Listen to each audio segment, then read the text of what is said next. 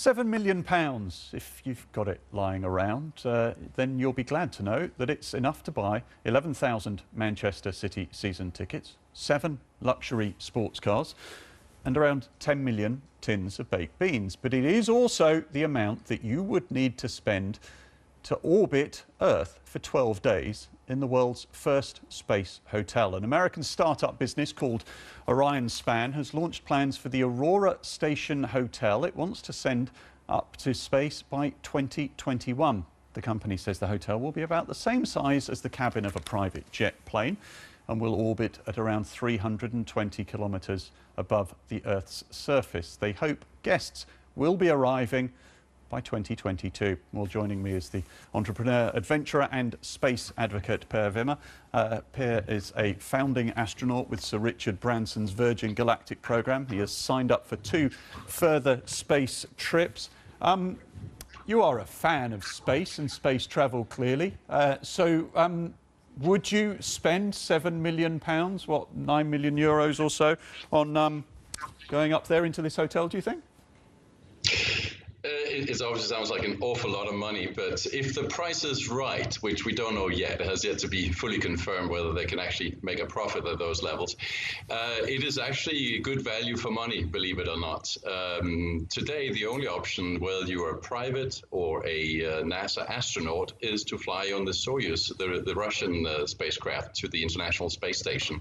And if you were to purchase such a ticket, and it's even difficult to make it available because there's a lot of demand for those seats, it will set you back about $50 million. So actually below $10 million is actually relatively inexpensive in that context. I'm just wondering, you'll be almost the same height. I'm just wondering how it's going to work. We read there that it's about the size of the capsule in a private jet, so not much room to sort of lounge around and have your morning coffee. No, that's true. You could probably find more space on Earth in a very 5-star luxury hotel, but that's not why you're going. You're going there because it's a truly unique, once-in-a-lifetime experience where you'll see the Earth, the beautiful planet Earth, from a place that less than 600 people on Earth have ever visited. So it will be a trip of a lifetime, unique experience, and that is what today's, in the 21st century, adventurers and travelers wants to go. The Earth is kind of explored. It's funny, I'm currently in Vietnam, and I've been studying a lot about the French colonists when they came here, and the adventurous experience they had. That was then.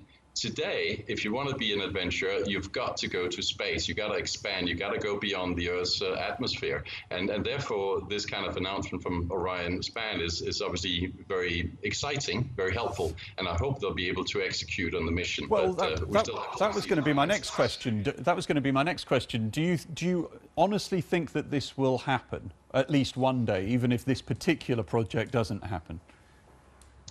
It will happen one day for sure. Whether it's going to be with Orion Span or others, I mean, there's also Axiom Space that is involved here, and Bigelow Aerospace. Robert Bigelow himself, he spent about $500 million on construction and testing hotels in space. So there's definitely a big drive to get up there. There's demand from private astronaut enthusiasts, researchers, and probably also from national government. So yes, it will happen one day. Whether this won't be successful or not, it remains to be seen. There's 2 critical factors. Number 1 is the cost and availability of transportation up there.